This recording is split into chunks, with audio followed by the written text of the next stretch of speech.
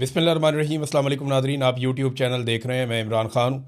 Nadreen, Pakistan की establishment से एक झूठ बोलने वाला जो है वो पाकिस्तान पे मुसल्लत किया है। ये ज़रा आप वज़ीर आज़म का स्टेटमेंट देखें।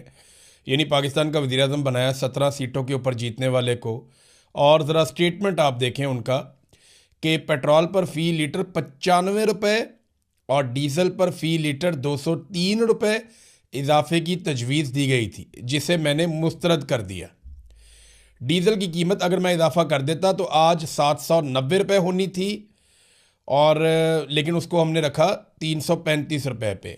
और पेट्रोल की कीमत भी शहबाज शरीफ साहब कह रहे हैं जी वो बहुत ज़्यादा होनी थी और हमने उसको कम रखा और ये बहुत बढ़ जानी थी। अब कहानियाँ इनकी आप सुने और हकायक आप देखें। देखिए, एक तरफ तो वो ये कह रहे हैं कि ओगरा ने हमें कहा कि 95 रुपये पेट्रोल बढ़ा दो और 205 रुपये डीज़ल बढ़ा दो। चले, अगर ये बढ़ा भी देते ना तो इस वक्त 416 रुपये का पेट्रोल होता और डीज़ल 540 रुपये का होता। लेकिन शहबाज शरीफ को जिसने तकरीर लिख के दी उसको इतना पता ही नहीं था, वो प्लस माइनस ही नहीं कर सका, और शहबाज शरीफ ने ये क्लेम कर दिया कि 544 रुपये का जनाब पेट्रोल बन जाना था और 790 रुपये का जो है वो डीज़ल बन जाना था। देखिए, मैं आपको एक चीज़ बताता हूँ कैसे बन जाना था और क्यों बन जाना था। जितना महंगा आलमी मंडी में पेट्रोल आज है ना, इतना महंगा इमरान खान के दौर में नहीं था। इमरान खान के दौर में ये कीमत इससे भी ऊपर गई थी, कुछ वक्त के लिए इससे भी ऊपर गई थी। हो सकता है आने वाले दिनों में वो लिमिट क्रॉस हो जाए, लेकिन अभी तक नहीं हुई। तो इमरान खान इतना महंगा पेट्रोल खरीद के 150 रुपये लीटर कैसे बेच रहा था? सवाल जो पैदा होता है वो ये है कि इमरान खान इनसे महंगा पेट्रोल खरीदता था और 150 रुपये लीटर बेच देता था, और ये शहबाज शरीफ उस वक्त चौड़े होकर कहते थे कि आलमी मंडी में जो कीमत है इसके हिसाब से 70 रुपये मजीद कम कर दो। यानी उस वक्त कुछ 70-80 रुपये की कीमत कह रहे थे, यहां पे ले आओ, कोई नुकसान नहीं होगा। आज वो कहता है कि जी 790 रुपये लीटर मैंने बेचना है और मैं कौम पे बहुत बड़ा एहसान कर रहा हूं। भाई, इमरान खान तुमसे महंगा पेट्रोल खरीद के 150 रुपये का बेच रहा था, ये सस्ता पेट्रोल खरीद के 350 रुपये से ज्यादा का बेच रहे हैं, और फिर भी कौम पे एहसान चढ़ा रहे हैं कि जनाब हम तो सस्ता बेच रहे हैं, हम तो जेब से पैसा डाल रहे हैं। तो ये सारा फ्रॉड है, झूठ है। हाई ऑक्टेन के साथ इन्होंने जो किया, उसके बाद PIA जिन्होंने खरीदी है उन्होंने रुला डाल दिया। वो आरिफ हबीब साहब आए, उन्होंने कहा जी इस कीमत के ऊपर तो हम PIA को चला ही नहीं सकते, PIA तो बंद हो जाएगी, वो तो खसारे में चली जाएगी। तो वो जो PIA जिन्होंने खरीदी है ना, वो इनसे ठीक करवा लेंगे कीमत, या उनसे कोई ना कोई कोटा ले लेंगे, या कोई ना कोई अपना माहौल बना लेंगे। वो हाई ऑक्टेन का अपना कोई ना कोई जुगाड़ निकाल लेंगे। उन्होंने जहाज़ चलाने हैं, वो कभी भी नुकसान में नहीं जाते। आरिफ हबीब साहब इस बात की खातिर जमा रखें कि फ़ौजी फाउंडेशन के साथ उन्होंने इत्तेहाद किया है, और पाकिस्तान में फ़ौज ने बेशक कोई ज़मीन फ़तह नहीं की, फ़ौज ने बेशक कश्मीर को और फ़लस्तीन को आज़ाद नहीं करवाया, बेशक हमारे दरियाओं का पानी जो भारत ने रोका उनको आज तक नहीं छुड़वा पाए, बेशक हमारे बहुत बड़े बड़े इंटेलिजेंस फेलियर हैं, बेशक पाकिस्तान 2 टुकड़े हो गया है, बहुत अजीबोगरीब किस्म की पाकिस्तान की फ़ौज की कारकर्दगी रही है। लेकिन इसके बावजूद अच्छी भी रही है बाद औक़ात। ये अभी तैयारे गिराए थे इंडिया के, उससे पहले 1965 में हमने बड़ी तगड़ी जंग लड़ी है, हमारे लोग बड़ी बहादुरी से लड़ते भी रहे, ये बात भी ठीक है। लेकिन कोई ऐसा कारनामा नहीं है जिसको हम कहें कि ये इलाका पूरा ऐसा है जो पाकिस्तान की फ़ौज ने फतह किया है। पाकिस्तान जब बना था ना तब बड़ा था, आज छोटा है। चाहे आप जाके इसको नाप लें गिलगित बल्तिस्तान में, जहाँ पे आपके ग्लेशियर्स हैं, वहाँ पे जो इलाके हमारे हुआ करते थे वो अब इंडिया के कब्ज़े में है। चाहे आप इसको नाप लें रकबे के नुक्ता नज़र से, पूरा का पूरा बांग्लादेश टूट के अलग हो गया, एक अलग मुल्क बन गया। तो पाकिस्तान की ज़मीन गई है, पाकिस्तान को ज़मीन मिली नहीं है। जब से पाकिस्तान बना उसके बाद से लेकर अब तक पाकिस्तान छोटा हुआ, बड़ा नहीं हुआ। फ़ौज का काम था कि पाकिस्तान की ज़मीन की हिफाजत करती, लेकिन बदकिस्मती से नहीं हो पाया। लेकिन फ़ौज ने कारोबार में कभी नुकसान नहीं किया। आज तक एक भी कारोबार ऐसा नहीं है जहाँ फ़ौज को नुकसान हुआ, चाहे DHA हो, चाहे इनका खाद बनाने का कारोबार है, चाहे बैंक का कारोबार है, चाहे एजुकेशन का कारोबार है, चाहे सड़कों का कारोबार है, कंस्ट्रक्शन का कारोबार है, और बेशुमार दूध का कारोबार है, मक्खन का कारोबार है, बहुत सारे कारोबार हैं। अब तो उसमें भी आ गए हैं, ये जो मोबाइल फ़ोन कंपनी है वो भी एक बनी हुई है, तो बड़ा कारोबार है। सियाहत का कारोबार में भी आ गए, अब तो ज़राअत के अंदर भी आ गए हैं, मादनियात के अंदर भी आ गए। तो फ़ौज को कभी नुकसान नहीं होता है, ना फ़ौज के ज़ेली इदारे को नुकसान होता है। बेफिक्र हो जाए आरिफ हबीब साहब, ये आपका मामला हल हो जाएगा। इमरान खान साहब जब अपने डॉक्टरों से मिले, अभी डॉक्टर जब जेल में जाके इमरान खान साहब को मिले, तो इमरान खान साहब ने उन्हें कहा कि 2 बातें बाहर जाके बोल देना। इमरान खान साहब ये चाह रहे थे कि कम से कम 2 बातें ऐसी हैं जो दुनिया को पता चले। वो ये समझते हैं शायद दुनिया को बिल्कुल पता नहीं है, क्योंकि उन्हें दुनिया से काट के रखा गया है। लेकिन हकीकत यह है कि हम सब ये जानते हैं, ना सिर्फ जानते हैं बल्कि इसके ऊपर रोज़ाना की बुनियाद पे बात भी करते हैं। एक तो इमरान खान ने कहा कि मुझे किसी से मिलने नहीं दिया जा रहा, दूसरा मुझे पढ़ने के लिए किताबें नहीं दी जा रही। ये 2 इमरान खान साहब के मामला थे, लेकिन डॉक्टरों ने इनकार कर दिया। उन्होंने कहा जी हम बाहर जाके नहीं बता सकते, लेकिन सोर्स से खबर तो निकल आती है। असदुल्ला खान साहब का एक मरतबा फिर शुक्रिया, उन्होंने ये बड़ी खबर फिर निकाली, फिर इसको ब्रेक किया। तो अब आ जाए नाजरीन कुछ बड़ी खबरों की तरफ। एक तो बड़ी खबर यह है कि अटैक हुआ है अमेरिका के ऊपर, और ये बड़ा अटैक है। लेकिन इससे पहले दुनिया के 7 ताकतवर तरीन मुल्क G7, ये बड़ी मईशतें हैं दुनिया की, ग्रुप ऑफ 7, ये बैठे थे। यहाँ पे कुछ और ममालिक भी मैंने देखा, वो भी इसके अंदर शामिल थे। कनाडा है, फ्रांस है, जर्मनी है, इटली है, जापान है, बरतानिया और अमेरिका है। ये ममालिक जो है वो बैठे और इन्होंने आपस में बातचीत की है। और इसके अंदर फ्रांस के अंदर इनकी ये मीटिंग हुई है। इसमें अमेरिका के जो सेक्रेटरी खारजा हैं मार्को रूबियो, वो भी इस मुलाकात के लिए गए। यहाँ पे 2 बड़ी अहम चीज़ों पे बात हुई। एक तो उन्होंने कहा जी कि फौरी तौर पे जंग का खात्मा किया जाए, और जो शहरियों के ऊपर हमले हो रहे हैं ना, वो ख़त्म होने चाहिए। जो आम शहरियों का नुकसान हो रहा है वो नुकसान नहीं होना चाहिए। और दूसरा, आबनाए हुर्मस की नकलो हरकत को भी खोला जाए, इसके लिए कोशिश की जाए। तो ये अरब ममालिक भी कोशिश कर रहे हैं, यूरोपीय ममालिक भी कोशिश कर रहे हैं। लेकिन ईरान का नुक्ता नज़र बड़ा तगड़ा है। वो साफ कहता है जी देखें, ज़्यादती हमने शुरू नहीं की, हम तो मुज़ाकरात कर रहे थे, हमें तो अमेरिका ने और इसराइल ने टारगेट किया है, उन्होंने हमारे ऊपर हमला किया।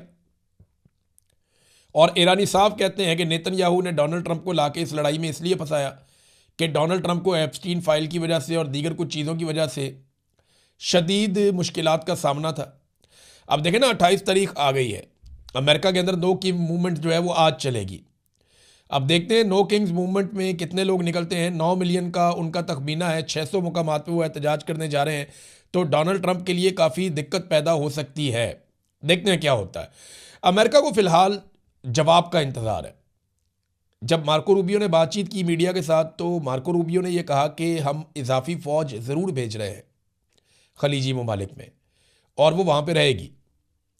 और वो इसलिए रहेगी ताकि डोनाल्ड ट्रंप कल को कोई फ़ैसला करते हैं तो उस फैसले को करते हुए कोई दिक्कत ना हो। यानी वहाँ पे हमारे पास इजाफी फ़ौज भी होनी चाहिए, हथियार भी होने चाहिए, सिस्टम भी होना चाहिए कि जंगबंदी करनी है या लड़ाई को बढ़ाना है, दोनों सूरतों में डोनाल्ड ट्रंप के पास ऑप्शंस खुले रहें और सहूलत मौजूद रहे। तो उन्होंने एतराफ़ किया कि वाकई में जो खबर दी गई थी कि अमेरिकन फ़ौजियों की नफरी को बढ़ाया जा रहा है खलीजी ममालिक में, वो खबर दुरुस्त थी। साथ ही साहब उन्होंने कहा जी कि हमें ईरान का इंतज़ार है कि वो जो 15 हमने उनको मुतालबात उनके सामने रखे हैं, उनका जवाब क्या आता है। देखें, 5 मुतालबात ईरान के भी हैं। ईरान ने भी अपने मुतालबात अमेरिका के सामने रखे हैं, अमेरिका ने अपने मुतालबात ईरान के सामने रखे हैं। इनमें चंद मुतालबात तो ऐसे हैं जो ईरान कभी भी नहीं मान सकता, वो उनकी घुट्टी में ही नहीं है, वो नहीं मानेंगे।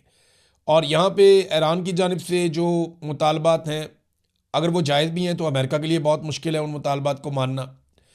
तो ये लंबा प्रोसीजर है कि कब तक ये मामला हल होता है। लेकिन एक चीज़ तो वाज़ेह हो रही है कि अमेरिका अपनी नफरी बढ़ा रहा है खलीजी ममालिक में, और इसके ऊपर रिएक्ट कर रहा है ईरान। ईरान ने 2 बड़े हमले किए हैं। एक सऊदी अरब की प्रिंस सुल्तान एयरबेस, अब तक का ये सबसे बड़ा हमला है। इसमें 10 अमरीकी फ़ौजी शदीद ज़ख्मी हुए हैं, बहुत सारे तैयारों को नुकसान पहुंचा है, इसकी तस्दीक की गई है। और अमेरिकन मीडिया भी ये कह रहा है कि अमरीकी फ़ौजी बहुत शदीद ज़ख्मी और में 2 की हालत जो है वो ख़तरे में है। जबकि जो एयरक्राफ्ट वहाँ पे मौजूद थे, तैयारे, उनके बारे में ईरान ने कुछ वीडियोस जारी किए हैं, वो भी तबाह हुए हैं। और कुछ जो फ्यूलिंग का सिस्टम था अमेरिकन का प्रिंस सुल्तान एयरबेस पे, वो भी बहुत बुरी तरह मुतासिर हुआ है। तो ये एक बड़ा तगड़ा हमला था ईरान की जानिब से। और एक और चीज़ मैं आपको बताता हूँ, ये एक जजीरा है, इसको कहते हैं बुबियान जजीरा। ये कुवैत के पास है, इराक़ के बिल्कुल साथ। ये बड़ी इंपॉर्टेंट जगह है, ये अल्लाह ताला का एक दिया हुआ तोहफ़ा है, कुदरत का बड़ा शानदार तोहफ़ा है यहाँ पे इस रीजन को, कुवैत को। ये काफ़ी बड़ा है, यानी 40 किलोमीटर लंबा है, तो 24 किलोमीटर चौड़ा जजीरा है। मैं इसको देख रहा था, इसमें कुछ एरियाज़ डेवलप भी हुए हैं। इसकी आबादी तो कुछ भी नहीं है, लेकिन ये वहाँ पे कारोबारी नुक्ता नज़र से और दिफाई नुक्ता नज़र से वो बहुत इम्पॉर्टेंट है। इस जजीरे से अगर आप फासला चेक करें समुद्री रास्ते से, तो जो खारक जजीरा है ईरान का, जिसके ऊपर अमेरिका की नज़र है कि इस जजीरे पे कब्ज़ा किया जाए, क्योंकि खारक जजीरे के ज़रिए से ईरान अपना 90% तेल एक्सपोर्ट करता है दुनिया में। तो अब उस जजीरे पे अमेरिका कब्ज़ा करना चाहता है ताकि दबाव डाला जाए और बारगेन की जा सके ईरान के साथ। तो बू बयान जजीरे पे ईरान को पता चला कि यहाँ अमरीकी फ़ौजी उतर रहे हैं और इकट्ठे हो रहे हैं, और यहाँ पे अमेरिकन अपनी कोई इंस्टॉलेशंस तैयार कर रहे हैं बू बयान में। तो ईरान ने वहाँ पे मिसाइल और ड्रोन मार दिए। अब वहाँ से जो इतला आई है इब्तदाई तौर पे, अभी कन्फर्मेशन आ जाएगी, पासदारान इनकलाब ने जजीरा बू बयान पर अमरीकी मरीन फोर्सेस, जिनमें कमांडर्स और फ़ौजी शामिल थे, उनकी मौजूदगी का सुराग लगाया। उनके ऊपर मुतअद्दिद ड्रोन हमले किए हैं, जिसके नतीजे में कई हलाकतें और ज़ख्मी हुए हैं, और ज़ख्मियों को कुवैत के 3 मुख्तलिफ अस्पतालों में मुंतकिल किया गया है। ये रज़ी ताहिर साहब ने खबर दी है ईरानी सोर्सेज से, और इसकी तफसीलात आएंगी तो मज़ीद तफसीलात मैं आपके साथ शेयर कर दूंगा। लेकिन ये प्रिंस सुल्तान एयरबेस पर जो हमला हुआ है ये बड़ा सिग्निफिकेंट है, बड़ा हमला है। इसमें ईंधन भरने वाली अमरीकी गाड़ियाँ, लॉजिस्टिक्स पोर्ट और कुछ तैयारे जो हैं वो तबाह किए गए हैं। ईरान ने दावा किया कि ये एक बड़ा हमला था। ये 84वीं लहर है, ईरान जो हमले कर रहा है उसकी 84वीं लहर है। ये आपने अपने जहन में रखना है कि इतने बड़े पैमाने पे हमले हो रहे हैं। नाजरीन, एक और सवाल उठाया जा रहा है बार बार कि क्या एक तवील ज़मीनी जंग शुरू हो सकती है। देखिए, ये मिसकैलकुलेशन के साथ लड़ाई शुरू हुई है। अमेरिकन ये कह रहे हैं कि नेतन्याहू ने डोनाल्ड ट्रंप को फंसा दिया। बहुत सारे अमेरिकन का ये भी, और ये वो अमेरिकन हैं जो डोनाल्ड ट्रंप को पसंद करते हैं। जो डोनाल्ड ट्रंप के मुखालिफिन हैं वो ये कह रहे हैं कि एप्स्टीन फाइल से बचने के लिए डोनाल्ड ट्रंप ने ये एडवेंचर किया है। जो उसके हमायती हैं वो कहते हैं नेतन्याहू ने फंसाया। नेतन्याहू को डांट भी पड़ी है, वो मैं आपको बताता हूँ क्या हुआ। और नेतन्याहू के अब रिपोर्ट हो रहे हैं कि मुसाद के साथ इख्तलाफात बढ़ रहे हैं, जो इसराइली इंटेलिजेंस एजेंसी है, कि मुसाद ने गलत रिपोर्टिंग की है और उसकी वजह से नेतन्याहू ने गलत फैसले किए हैं, और अब सारे के सारे इस लड़ाई के अंदर फंस गए। नेतन्याहू के साथ क्या हुआ, ये जो अमरीकी नायब सदर हैं JD वेंस, उन्होंने नेतन्याहू को झाड़ दिया। इनकी टेलीफोन के ऊपर आपस में बातचीत हुई है। पहले इसराइली मीडिया ने रिपोर्ट किया था इस तलखी को, और उन्होंने गलत रिपोर्ट किया था। उन्होंने ये रिपोर्ट किया था कि कोई बस्तियां नहीं बन रही हैं और फ़लस्तीनियों पे इसराइली आबादकारी हो रही है, उस वजह से नेतन्याहू को झाड़ पे लाई थी। लेकिन ये बात गलत है। असल रिपोर्ट ये है कि JD वेंस ने इल्ज़ाम लगाया कि नेतन्याहू ने ईरान में रजीम तब्दीली के इम्कानात पर हद से ज़्यादा खुशफहमी दिखाई, और डोनाल्ड ट्रंप को जो ख्वाब दिखाए वो पूरे नहीं हुए। तो अब देखें ना, डोनाल्ड ट्रंप के हमायती, में आपको इसीलिए कह रहा था ना कि JD वेंस तो डोनाल्ड ट्रंप का हमायती है, उसका नायब सदर है। तो वो वही बात कर रहा है जो उसके हमायती करते हैं कि नेतन्याहू ने हमें फंसाया, और नेतन्याहू ने अपनी गर्मी निकाली है जाके मुसाद के ऊपर कि मुझे गलत रिपोर्टिंग दी गई है। लेकिन इसके साथ साथ ना इसराइल के पास रास्ता कोई नहीं है इस लड़ाई को लंबा खींचने के अलावा। इसराइल पूरी कोशिश करेगा कि कुछ भी करके जंगबंदी ना हो। हालिया दिनों में इसराइल कुछ ऐसे हमले कर रहा है जिनके बाद ट्रंप जंगबंदी की जितनी भी कोशिश करे शायद वो कामयाब ना हो। देखिए, अगर ईरान जवाब देगा तो वो खलीजी ममालिक को जवाब देगा ना। जिस किस्म के हमले किए जा रहे हैं अब वो जंग को आगे बढ़ाएंगे, कम नहीं करेंगे। मिसाल के तौर पे जो इनके मकासद थे वो तो ये थे ना कि रजीम तब्दील किया जाए, दिफाई नुक्ता नज़र से ख़त्म कर दिया जाए ईरान को, मिसाइल और जौहरी सलाहियतें उसकी ख़त्म कर दी जाएँ, ख़ित्ते में इसराइल मुखालिफ क़ुव्वतों को जो सपोर्ट करता है ईरान वो ख़त्म कर दी जाए। लेकिन वो कर क्या रहे हैं? स्कूलों के ऊपर हमले, अस्पतालों के ऊपर हमले, सनती यूनिट्स के ऊपर हमले, कारोबारी दफातर के ऊपर हमले, सरकारी दफातर के ऊपर हमले, रिहायशी इमारतों के ऊपर हमले, पावर इंफ्रास्ट्रक्चर के ऊपर हमले, वाटर प्लांट्स के ऊपर हमले, स्टील मिल्स के ऊपर हमले, फैक्ट्रियों पर हमले। अब 3 स्टील मिल्स ऐसी हैं ईरान की जिनके ऊपर अटैक किया गया है। 3 अलग अलग जगहों पे, अलग अलग शहरों में है, और ये बड़ी स्टील मिल्स हैं ईरान की। और गालिबन अमेरिका और इसराइल ने यह हमला इसलिए किया कि उन्हें ये लगता होगा कि यहाँ से ईरान को अपने दिफाई साजो सामान को बनाने के लिए स्टील मैसर आता है। लेकिन जो अलार्मिंग खबर है वो ये है कि ईरान की 70% जो एक सलाहियत है स्टील पैदा करने की या करामत बनाने की, वो मुतासर हुई है इन 3 स्टील मिल्स के ऊपर अटैक के बाद। फैक्ट्रियों के ऊपर हमले किए जा रहे हैं। तो ये बात साबित हो रही है कि लड़ाई हथियारों के खिलाफ नहीं है सिर्फ, बल्कि ये एक मुल्क को मुकम्मल तौर पे मफलूज करने के लिए लड़ाई है, ताकि दबाव डाल के अपनी शराइत मनवाई जा सकें। देखिए, इसका जवाब ईरान भी दे रहा है। पहले आप ये देख लें कि अराक्ची का स्टेटमेंट क्या है। अराक्ची एक खौफनाक हकीकत सामने लेकर आए अपने ऑफिशियल स्टेटमेंट में। उन्होंने कहा 27 दिनों की इस गैर कानूनी जंग में अमेरिका और इसराइल ने ईरान भर में 600 से ज़ायद स्कूल तबाह कर दिए, जिसके नतीजे में 1000 से ज़ायद तलबा और उसातिज़ा शहीद हो गए। ये बड़ी खौफनाक हकीकत है। ये कार्रवाइयाँ इस बात की अक्कासी करती हैं कि शहरी ढांचे को मुनज़्ज़म अंदाज में निशाना बनाया जा रहा है, जहाँ इंसानी जानों और बुनियादी इक़दार की कोई परवाह नहीं की जा रही। ये इंसानियत के लिए एक संगीन और तशवीशनाक सूरत हाल है। ये जंगी जराइम के ज़ुमरे में आता है। अब ये काम यहाँ से किए जा रहे हैं, दूसरी जानिब ईरान भी वार्निंग दे रहा है।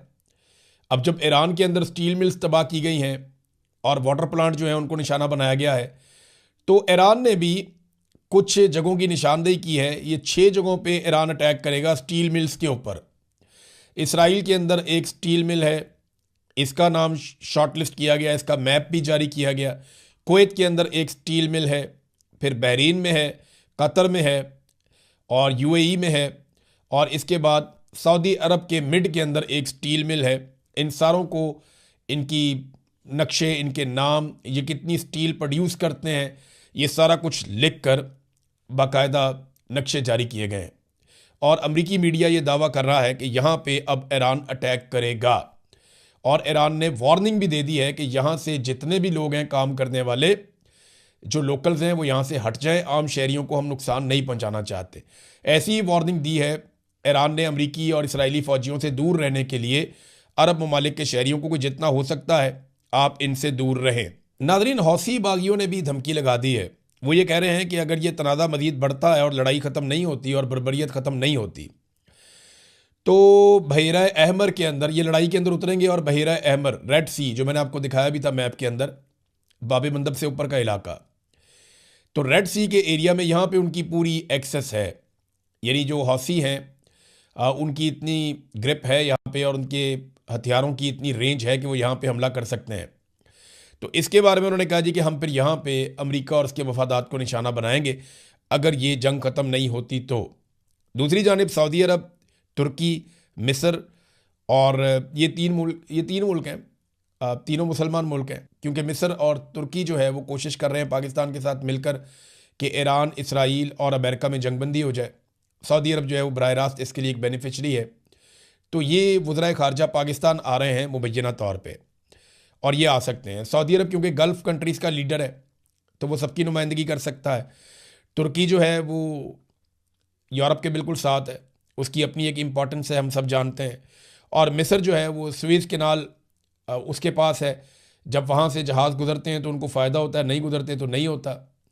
तो अगर रेड सी में प्रॉब्लम आती है, या आबनाए हुरमज़ में प्रॉब्लम आती है, या बाब मंदब में आती है, तो मिस्र भी मुतासिर होता है। तो मिस्र की भी कोशिश है कि किसी तरह यहाँ पे अमन पैदा हो जाए। अब अमन के लिए ये सारे इकट्ठे हो रहे हैं, लेकिन ईरान किधर है? ईरान किसी खेल में दिखाई नहीं दे रहा। ईरान किसी चीज़ का हिस्सा नहीं बन रहा। ईरान बहुत मोहतात है और उसको इस बात का अंदाज़ा है कि उसके ऊपर बड़ा हमला किया जाएगा। ईरान की ज़्यादा तवज्जो इस बात पे नहीं है कि वो जंग को रोके कैसे। उसकी ज़्यादा तवज्जो इस बात पे है कि अगर जंग बढ़ती है तो उसको मैनेज कैसे करना है, उसको लड़ना कैसे है। बहुत बड़ी मिकदार में उसने मिसाइल बनाकर रखे, कोई ये तवक्को नहीं कर रहा था। बहुत बड़ी तादाद में उसके पास ड्रोन्स हैं, ये कोई सोच भी नहीं सकता था।